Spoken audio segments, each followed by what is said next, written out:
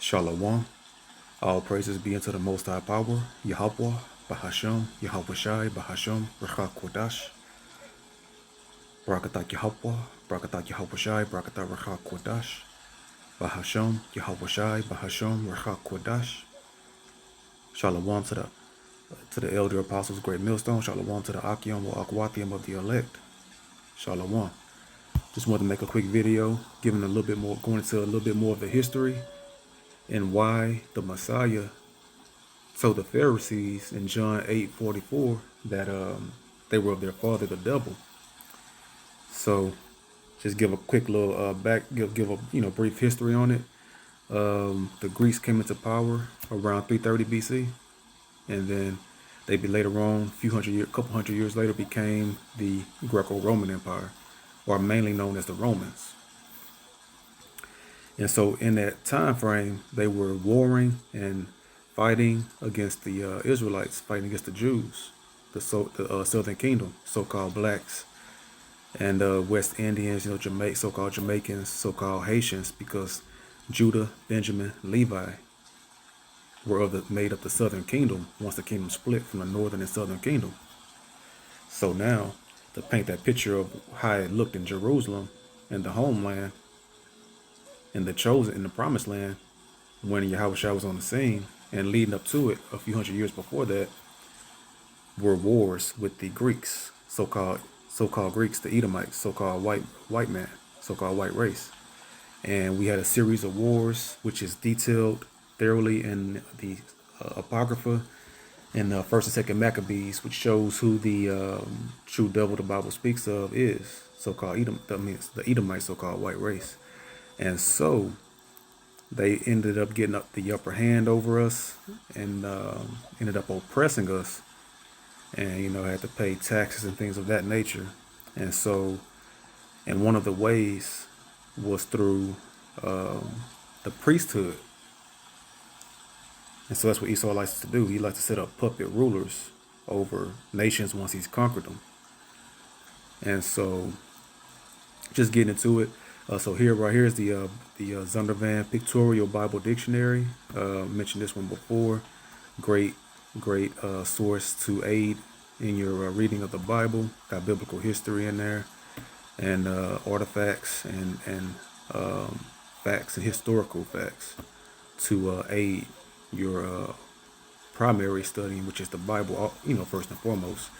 But it's a scholarly book. Great pickup. And they can get off of Amazon. I'm not sure how much it is, but it's not too expensive, I don't believe. So inside, go to Caiaphas, Joseph Caiaphas. This was the priest around the time when Yahushua, was on the scene. And so when you read the breakdown, go into some history about him and everything, but the key is what I have in blue, highlighted in blue. So here it says, in the century from 168 BC, when Antiochus Epiphanes desecrated the temple. And also, real quick, so when that happened, when they destroyed the temple during the during the Greeks, the time of the Greeks, this is how Hanukkah came about. Hanukkah is nowhere in the Bible of your standard one that you buy. It's in the Apocrypha. So the Jewish people know this. That's why they celebrate Hanukkah, because Epiphanes, they had destroyed the temple, and we, through Judas, through the Lord blessing, putting the spirit on Mattathias, and then his son later, Judas Maccabeus, came and waged war with the Greeks. Kicked them out the temple, destroyed them, and we defeated the Greeks, and we rededicated the temple. And that's what the story of Hanukkah is about: cleansing and purifying the holiness of the temple and cleaning it from the filth that came from the Edomites when they had defeated us temporarily and destroyed and desecrated the temple, as it's saying here. So that's what Hanukkah is about.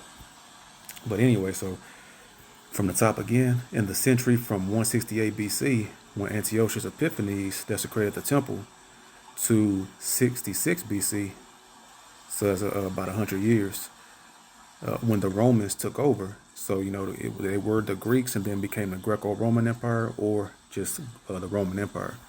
When the Romans took over, the high priesthood was almost a political office. The priest still coming from the descendants of Aaron, because as we know, Aaron, he was the highest priest. He's the priest bloodline. And then the Levites, they're all descendants. They're all the priestly tribe. But the highest level priests come from Moses' brother Aaron, which was the highest level priest. The high priest came through the bloodline of Aaron. So here, the priest still coming from the descendants of Aaron, but being generally appointed for worldly considerations. So that's the key. So from 66 BC, the Roman rulers appointed not only the civil officers, but the high priest as well, with the result that the office declined spiritually. So Esau, being the devil and serpent, the devil and serpent that the Bible speaks of, he sowed discord among brethren, and that way and pollute the priesthood by selecting through a political office and not through the Aaron bloodline. So he polluted the integrity and purity and holiness of the priesthood by handpicking certain Levites, not particularly of the Aaronite bloodline. So that's what Esau does. That's how you know that the Greeks and Romans are so-called white people today, because that's their MO. You can trace their footprints, see their paper trail, which in the way that they move, they destroy countries and set up people. They set up a nation's own people over them, appoint them, but it's a polluted, wickedly, worldly, carnally influenced elected leader of their people. So this gives you an insight to why the Messiah told the Pharisees was our people of the Levites, but it was improper selections from the Romans, the Greco-Romans. And so like 200 years or so of that, so Yahushua came around on the scene around like a few hundred years after that, or like 200 years or so approximately after the polluting of the priestly leaders. And so you have now Pharisees that are corrupt. And that's why Yahushua said, "You are of your father the devil," because these priests were were hand selected. Basically, it was political and it wasn't spiritual, and they were playing up to Esau to be selected to be rulers over the people. And it wasn't about the word, it wasn't about the law, it wasn't about righteousness. It was just about them, being in the office. So we'll go to John 8:44 and go ahead and read that. Excuse me. So John 8:44, "Ye are of your father the devil, and the lusts of your father ye will do." So his spiritual father, is Esau Edom, and Esau Edom's spiritual father is Satan. He was a murderer from the beginning, and abode not in the truth, because there is no truth in him. Esau, all he does is speak lies. When he speaketh a lie, he speaketh of his own, for he is a liar and the father of it. So all the lies, he leans upon his own understanding. He doesn't have commandments. He's the lowest level man on the earth, and all he does is sin, commit crime. He gets everything through evil, wicked deeds. And then the priests were following suit, and they cared about worldly things and carnal things. And so, real quick, go back to it. Was that worldly considerations? Yeah. So at the bottom down here, where it says worldly considerations, so Aaron says the priest still coming from the descendants of Aaron, but being generally appointed for worldly considerations. It wasn't spiritual considerations, but worldly. So we know that the law is spiritual. Romans 7:21. No, Romans 7:14. "For we know that the law is spiritual, but I am carnal, sold under sin." So basically that says right to show you right there, the Pharisees were carnal, sold under sin. Under who? Esau Edom. and that's why everything was so corrupt. They was always trying to trip up Yahushua, the Pharisees trying to trip Yahushua up with all these different questions because they were not following after the law, but they were being cut and they were envious and want to bring them down and try to condemn him to try to destroy the Messiah, which couldn't happen because Yahushua was 100% rooted in the law, statutes, and commandments. So from there we go to 1 John 2:15. Love not the world, neither the things that are in the world. So the priests, they were politicking to be selected for worldly considerations from Esau to be rewarded by their father Esau, and not to be rewarded from the heavenly Father Yahweh. And so if any man love the world, the love of the Father is not in him. So they were loving Esau and the dainties and the delicacies that he was giving them, their little high seat and their little gay apparel that they was able to wear and walk around like there's something special. So John 17:9. I pray for them. I pray not for the world, but for them which thou hast given me, for they are thine. And all mine are thine, and all thine are mine, and I am glorified in them. The body of Yahushua is the elect. Yahushua said he prayed for the elect. He prayed not for the world. So the world, the Pharisees, they love the world. They love Esau and the world that Esau had. So Satan came to Yahushua when he was fasting in the wilderness and tried to offer him the worldly considerations and the worldly things. Yahushua turned them down and was cutting them with the scriptures. And then so the minions of Satan, the children of Satan, Esau, Edom, the so-called white man, came in the same stead of Satan to the Pharisees, who are of the children of light, the Israelites. The same way Satan tempted Yahushua to his failure.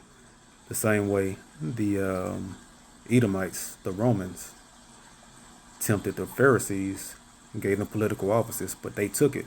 So that they're off that alone, the Pharisees are not of Yahushua. They're not the body of Yahushua. They're the body of Satan with Esau Edom. And so from there we'll go to Luke chapter 11, excuse me, verse 43. And it reads, Woe unto you, Pharisees, for ye love the uppermost seats in the synagogues and greetings in the markets.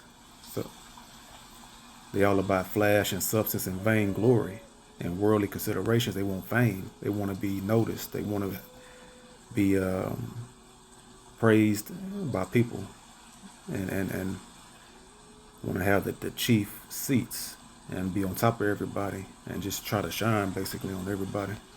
So the markets is an assembly, especially of the people, the place of the place of assembly for public debating, for elections, and that's that political office that they receive. So they politicking for trials, for buying and selling, for all kinds of business, marketplace to streets.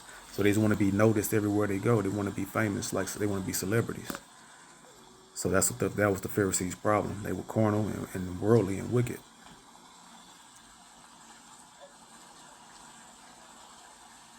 And from there we go to Matthew 23, verse 6. And love the uppermost rooms at feasts and the chief seats in the synagogues. And there are some camps out there today. We got leaders like the same way. They want to be noticed. They wear all these nice clothing and want, it's pretty flashy. They got, obviously got a certain amount of money. They're getting money from these from these camps and from the people, and not utilizing that money properly, and also getting money from Esau Edom, their father, the devil, to pollute the doctrine that Yahushua gave us through the Holy Spirit of the Most High Power, Yahweh. And so from there we'll go to Luke chapter 20, chapter 20, verse 46.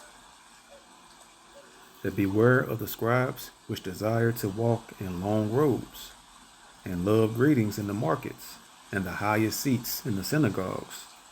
And that too go, spiritually, they proud, haughty spirit, a lofty spirit, and the highest seats in the synagogues, and the chief rooms at feasts, which devour widows' houses. Widows, that's a woman without her husband, he's dead.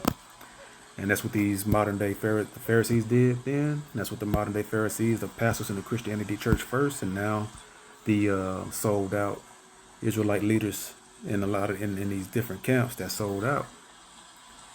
They do the same thing, take advantage of these women, because the women are, like the Lord say, He depriveth her of wisdom. The woman needs to be led, and then if a man is leading wickedly, he's going to take advantage. He's going to devour those widows.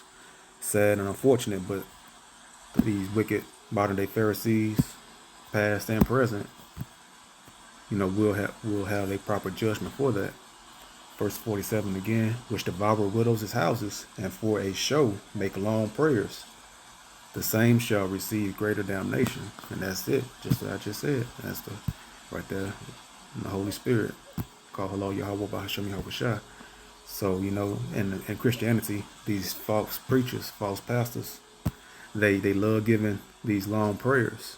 And so it fits them to a T. And so these are false prophets and, modern day Pharisees. And so go to Philemon chapter 2 and verse 3. Philemon 2? No, it's not, right? Hold on. Philippians 2 and 3. Let me see. Yes, let nothing be done through strife or vainglory, but in lowliness of mind, let each esteem other better than themselves. See, so they're all about vainglory, celebrity, fame, want to be noticed and seen, have the best clothing, and then they want to have the highest seats, but in lowliness of mind, as being humble, being meek. Let each esteem other better than themselves. You praise and uplift your brother over yourself. You don't act like you're better than everybody else, but that's the exact opposite spirit that Esau had. That the Pharisees got. Just they learned that from their dad, their father, the devil, to be above everybody else and want everybody to look at them on a pedestal. And I had this one written down, but it just goes into that James 4 and 6. Yeah. But he giveth more grace. Wherefore he saith, the Most High Power Yahweh resisteth the proud, but giveth grace unto the humble. So they have an appointed time, only a time that the Lord knows, where they're going to receive judgment for their wickedness.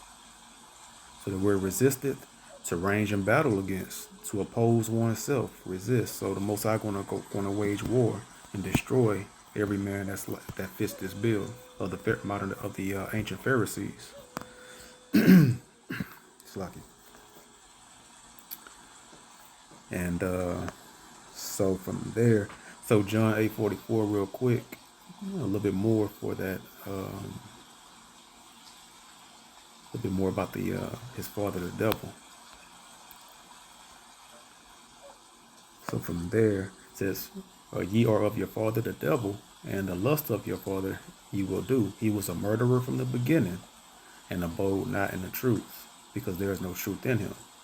So he was a murderer from the beginning. So who is this referencing? This is referencing none other than the first murderer on the planet, the first recorded murderer, and that is Cain. Genesis 4 and 8. And Cain talked with Abel, his brother. And it came to pass, when they were in the field, that Cain rose up against Abel, his brother, and slew him. So that's who it is. That's who they're talking. That's who Yahushua was talking about, Cain. So why are we talking about Cain? Because Cain is Esau regenerated, reincarnated, however you want to put it. So the spirit of Cain is so Esau is a descendant of Cain. He's Cain reincarnated. So when you go to Genesis chapter 27, you see the parallels to Cain and Esau. Genesis 27:41. And Esau hated Jacob because of the blessing wherewith his father blessed him. And Esau said in his heart, the days of mourning for my father are at hand. Then will I slay my brother Jacob. Same way Cain slew Abel through envy and jealousy. Same thing Esau plotted to do to his brother Jacob. And so that same spirit of Cain, hating his brother and slaying his brother, is in Esau, because that's Esau. Esau is Cain, regenerated. And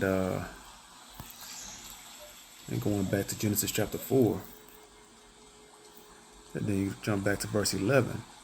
And now art thou cursed from the earth, which hath opened her mouth to receive thy brother's blood from thy hand. So he was cursed for slaying Abel. And also, a quick nugget, Abel, Abel is the representation of is Jacob born again as well, because the same dynamic between Cain and Abel was in Esau and Jacob. Because Abel was the righteous, and Cain was the wicked. Same thing with Jacob is the righteous, and then Esau is the ferocious wicked. And then the descendants of the children of light are the Israelites, and the children of dark, children of night, is Esau, Edom, Cain. Forefather is Cain. So from there, so I want to bring that out because now showing that Cain was cursed, the Lord cursed Cain. So who is that now and today? There's a descendant, that bloodline didn't die off. There's a cursed people today. So this is the other parallel to prove that Cain is Esau regenerated. So you go to Isaiah 34. Isaiah chapter 34 and verse 5. For my sword shall be bathed in heaven. That's going to the thermonuclear missiles. That's another topic. But just to give a little bit of backdrop on that.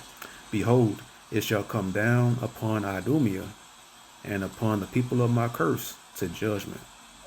So that proves that Idumea, that shows that the people of the curse are the Idumeans, and who was cursed in the beginning? Cain. So they're the descendants of Cain through Esau. Cain is Esau regenerated. And so how you know Idumea are the Edomites? So just go ahead and go to the concordance and break it down. So Idumea right here, and when you go over here to the right, it says Edom. So Edom equals red. The red people, why are they red? Because their blood show forth through their skin, because they don't have melanin. That's why they turn red, when they bend over or anything, they laugh or something. Or they just red, period. Edom, Edomite, Idumean, descendants of Esau, land of Edom, Idumea, land southeast of Palestine. So Idumea is basically just the Greek version of Edom. So when you go to the etymology online, and you look up Idumean, in reference to the biblical Edom, from Latin Idumea, Edom, from Greek Idumea, Maya, or however you say that, from Hebrew Edom. So prove that Idumea is Edom, the people of the Lord's curse, and Cain was cursed. The Edomites are the people that are cursed, the descendants of Cain through Esau, regenerated. And that's who that is, and that's their father, the devil, the murderer from the beginning. And Yahushua was cursing out the Pharisees, let them know that you're of your father the devil, who was Esau, Edom, Cain regenerated. So, because the Pharisees, all they do is sow to the flesh. So Romans 8, they don't sow to the spirit. They want to they got elected through political, worldly considerations, not spiritual, righteous, law commandment keeping considerations. Romans chapter 8, verse 6. For to be carnally minded is death, but to be spiritually minded is life and peace. So We know that the Pharisees was not, they were carnally minded, which is death to them. And they wasn't spiritually minded. We just went to what is spiritual. The law is spiritual. And then, so in the last verse here, so Galatians 6 and 8 says, for he that soweth to his flesh shall of the flesh reap corruption. That's what the Pharisees do to the worldly considerations. That's the flesh, carnal. But he that soweth to the Spirit shall of the Spirit reap life everlasting. So the Spirit, the law is spiritual. You sow into the Spirit, you keeping the commandments. You sow into your spirit when you keep the commandments.